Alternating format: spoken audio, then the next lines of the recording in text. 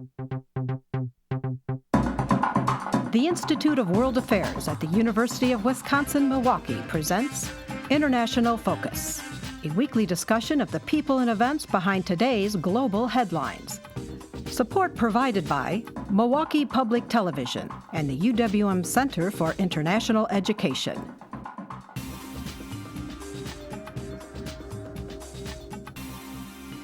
Now here's your host, Doug Savage.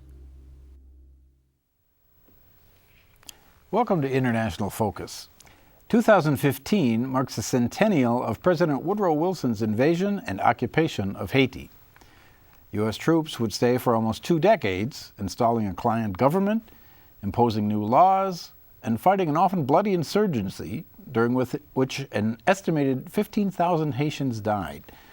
Although the occupation officially ended with the removal of U.S. forces in 1934, American foreign policy and economic interests have continued to impact Haitian history.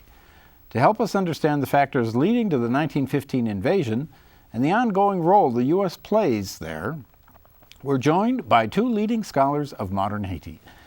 Patrick Bellegarde-Smith is Professor Emeritus of Africology at the University of Wisconsin-Milwaukee. He currently serves as president of the Haitian Studies Association, which has honored him with its Lifetime Achievement Award for scholarship. He is also associate editor of the Journal of Haitian Studies. Ermitte Saint Jacques is visiting assistant professor in the Department of Africology at UW-Milwaukee, where her research and teaching focus on transnational migration and globalization, race and ethnicity, gender and migration, and social network analysis in Southern Europe, West Africa, and the Caribbean. Well, welcome both of you. Thank you. Thank you. Well, I'm going to start with an impossible task for you, and that's give us the sort of Haitian 101 brief history in just a few minutes. So whoever wants to jump in and take a stab at that, feel free.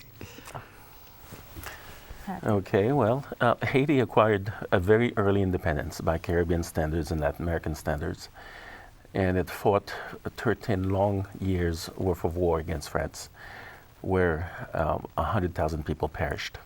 And these were the enslaved Africans, most of whom were born in Africa, not in the Caribbean, who fought against Napoleonic armies.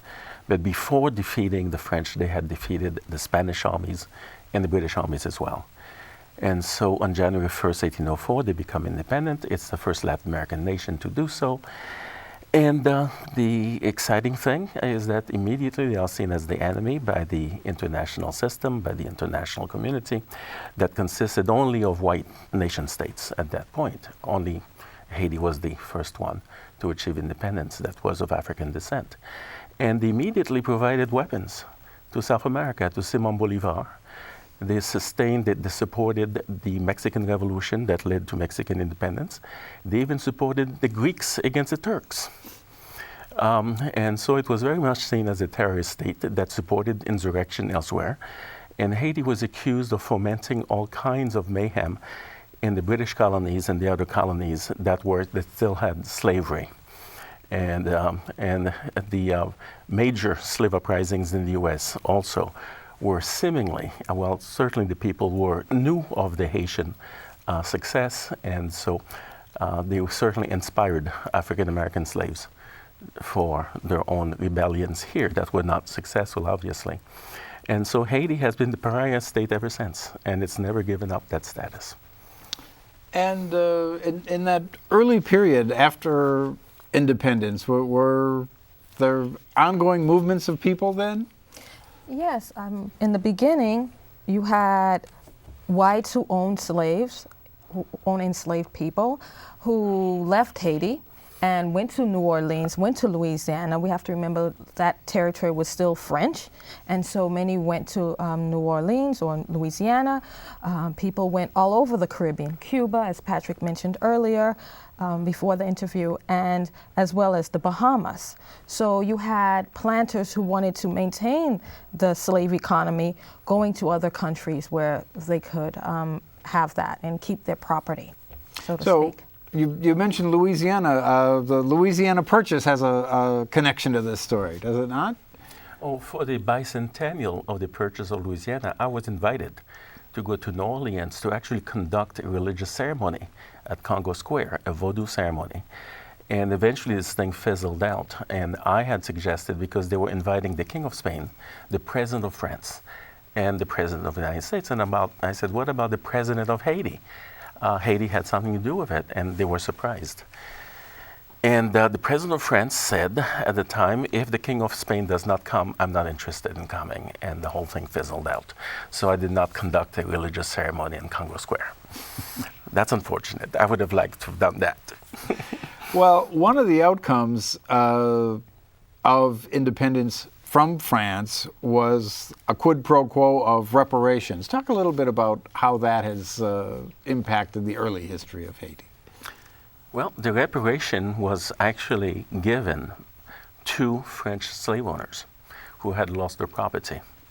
And so the original penalty was set at 150 million francs. It was eventually ratcheted down to 90 million. And Haiti spent more than a century paying that off. And 80% of Haitian revenues until the US occupation was served to pay off that debt to French colonizers, to French slave owners. So the Haitians had won on the battlefield, but they lost in terms of financial assistance. And why were they accepting of that heavy burden? Is because the US said, well, you're not really independent, France claims you still, and we might recognize you if you arrange things with France. In 1838, the French government finally recognized Haiti, and the US refused to do so, even though they had said we would think about it. And you can imagine how that payment hampered the development of Haiti as a nation, as a country, right? Thinking about infrastructure, building post-slavery, what that meant. Well, and talk a little bit about what that economy was like at its zenith before those kinds of crushing debts really started to weigh on things. The most successful colony the world had ever seen. It was more powerful and wealthier than the 13 British colonies in North America. It was wealthier than all of South America. France made an enormous amount of money that allowed it to industrialize later. And so, at all costs, the French tried to retain Saint-Domingue, the ancient name for Haiti, and they were unable to do so. And it's interesting, when the British finally took over Canada, for instance, the French were able to negotiate an outcome whereby they said, okay, we'll give up Canada because there's nothing there, but please let us keep Martinique and Guadeloupe that are 350 square miles each, because this is where the sugar was being produced, not in Canada, of course. And so the Caribbean was the golden egg for all those imperial powers. And Haiti was the most successful colony ever in the history of the world. But the slaves were not getting paid, obviously, for their work. And the French never built a school. They've built very few churches. Didn't make much of an effort to convert the enslaved population. And so there was very meager effort to develop, actually. So the money was being produced, but nothing stayed in, there was nothing in the colony proper. The Spanish did otherwise, but the French never built anything in their colonies. And also, just thinking about the importance of sugar in terms of economy, it was only after the Haitian Revolution that Brazil takes off in terms of its plantation economy, its sugar economy. And Cuba. Okay, yeah. But before that, Haiti was the jewel. Mm-hmm. Yeah. Well, there was a considerable amount of time, you touched on this a little bit, between independence and recognition by the United States. It was actually Abraham Lincoln several years later. Talk a little bit about what the thinking was in North America. Why then? Civil War. And so Lincoln had to undertake that process before he could, as far as he is concerned, recognize Haiti. And he did so at the same time as he recognized Liberia, created by African American enslaved people who were pushed back to West Africa and had a very tenuous relationship with the indigenous population. They were hated then, and they're still hated now in Liberia because they were not part of the same. They were Americans after all, even though they were black.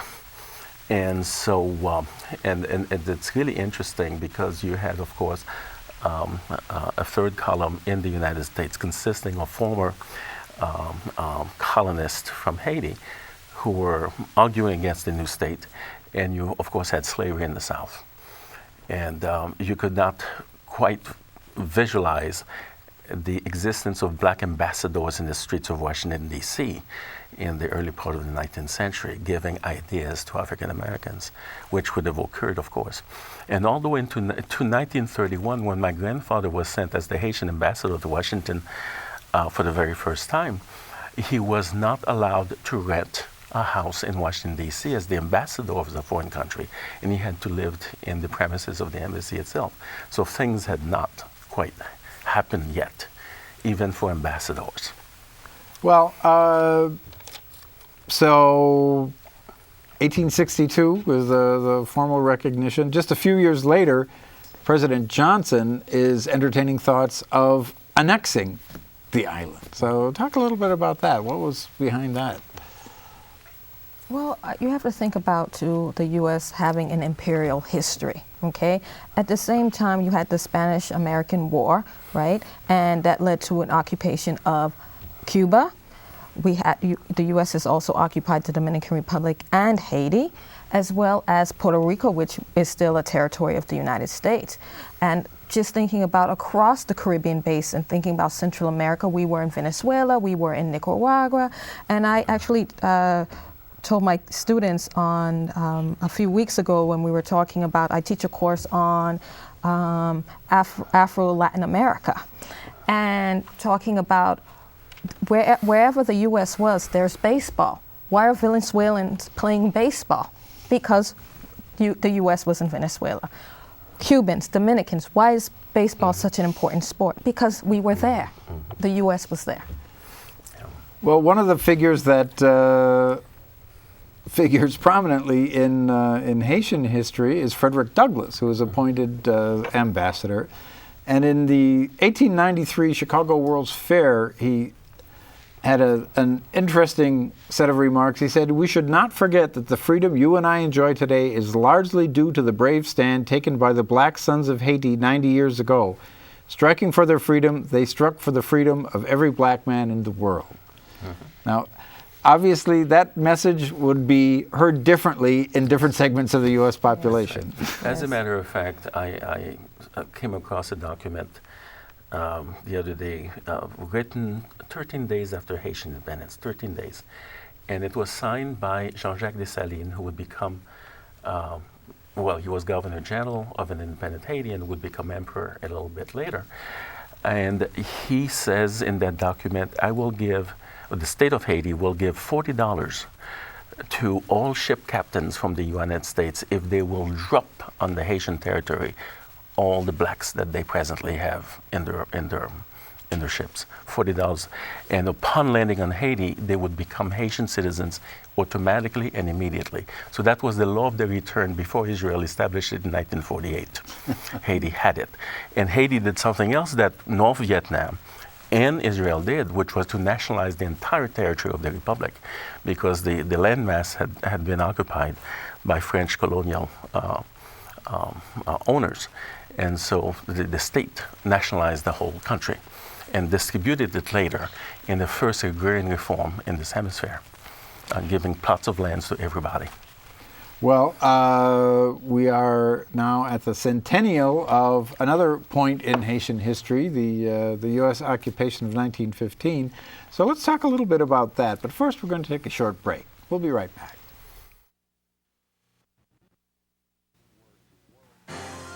The Institute of World Affairs presents our community with a range of public programs relating to global issues, U.S. foreign policy, and the world economy. For more information about the Institute of World Affairs, call 414-229-3220 or visit our website at www.iwa.uwm.edu.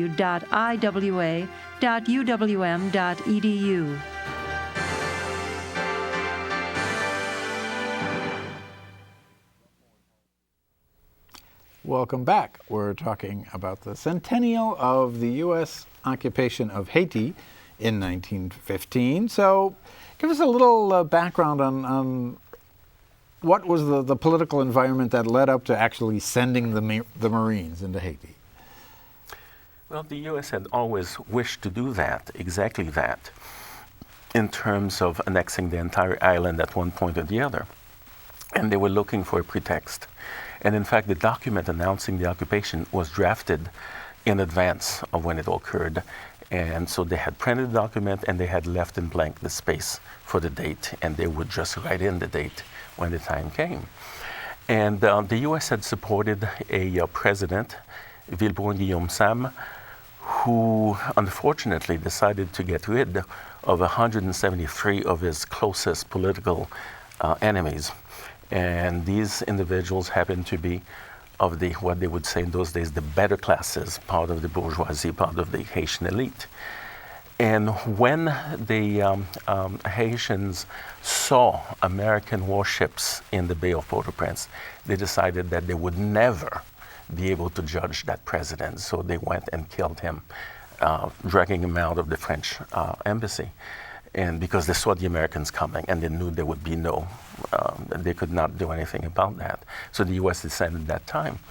And it was a cataclysmic event in Haitian history.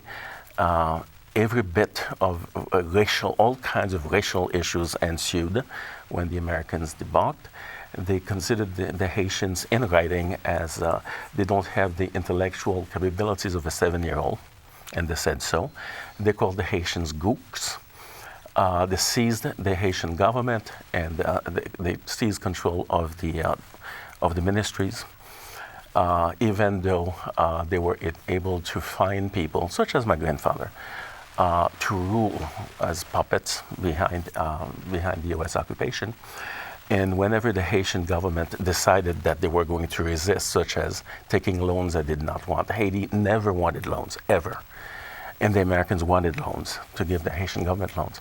So they stopped paying the ministers, for instance, for quite a while. And my grandfather caved in because he had 7 babies at home, literally 7 babies at home, and no other source of revenue. So he caved in, and other members of the cabinet caved in as well. The American banned the press, jailed journalists, reporters in the country without any recourse to the just judicial process. They eventually killed between 15,000 and 50,000, between 15 and 50. Haitians were taken to the hills to defend the country at that point, something that happened in Nicaragua and Dominican Republic as well. And so a number of things, they rewrote the Constitution. FDR said that he wrote it himself on the train ride between New York and Washington, D.C. I don't know if it's actually true. He said it was true.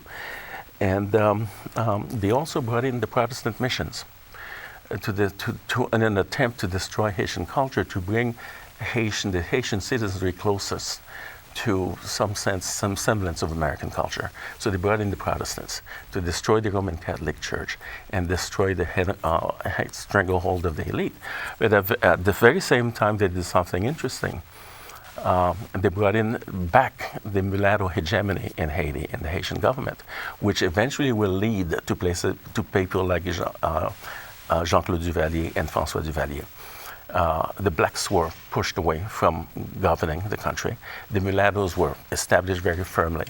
And this explains the problems that we have in 2015.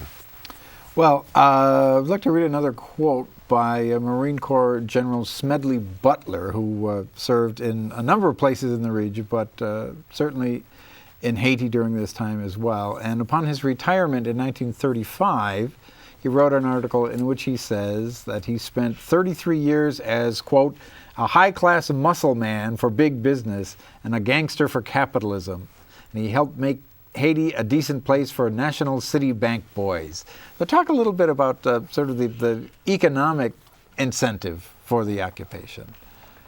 Well, a lot of the interest that the U.S. had in the Caribbean had to do with American businesses or U.S. businesses, especially sugar, interest.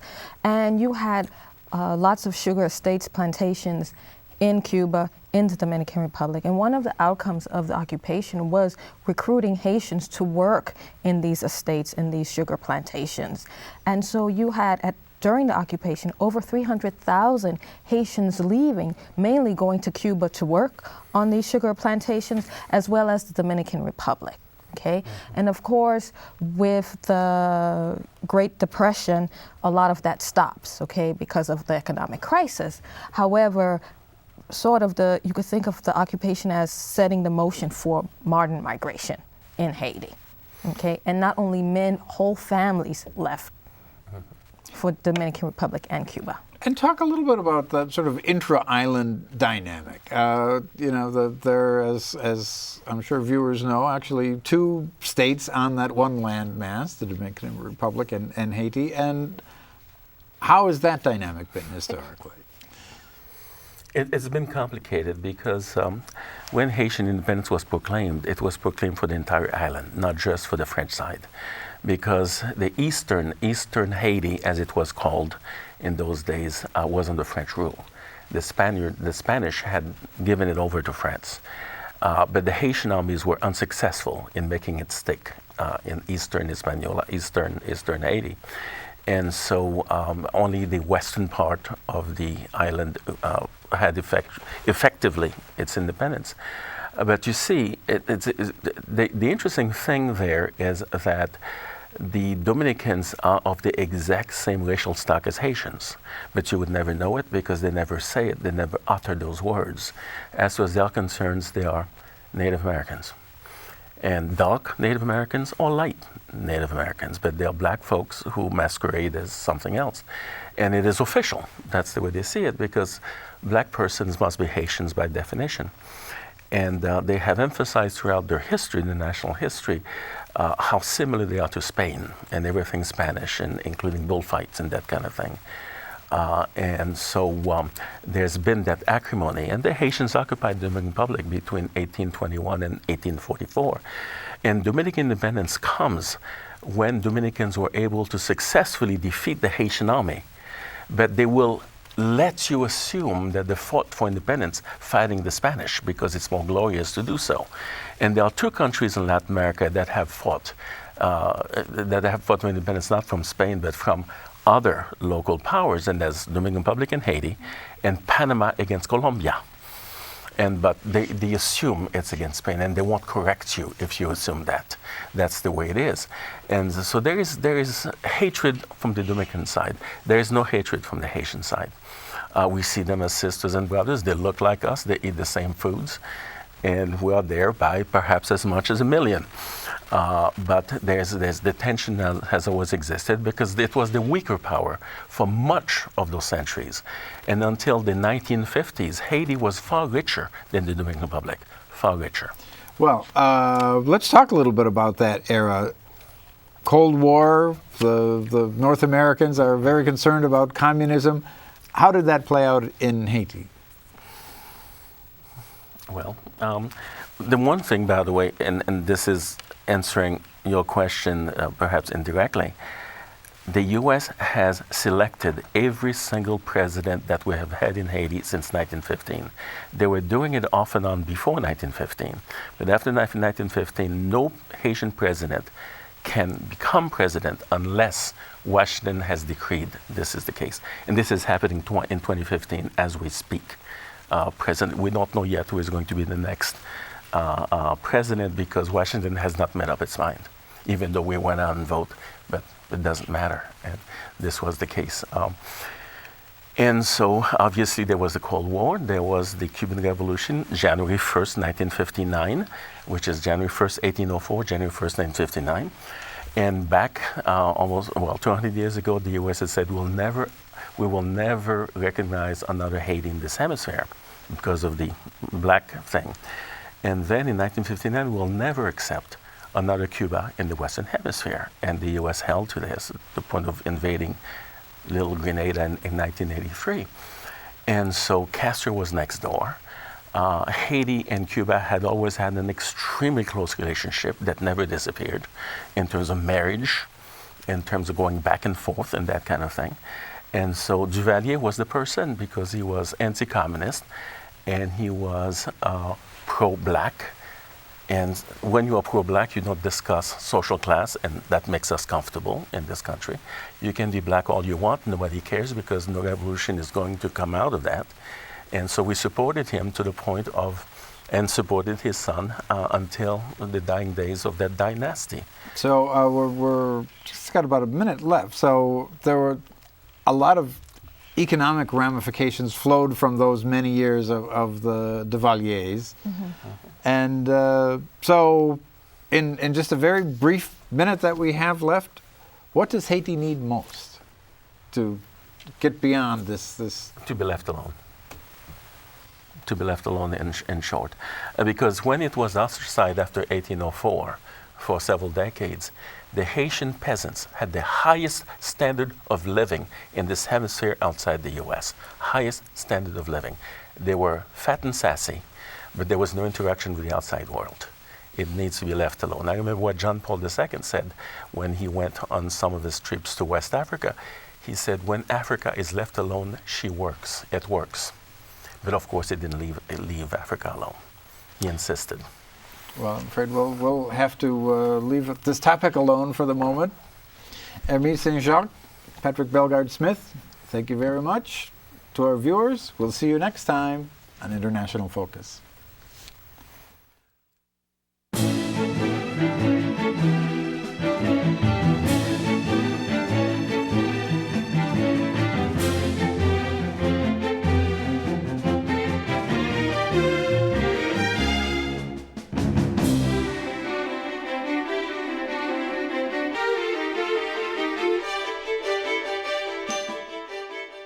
For information about the Institute of World Affairs and its many programs, or to become a member of the Institute, call 414-229-3220 or visit us at our website,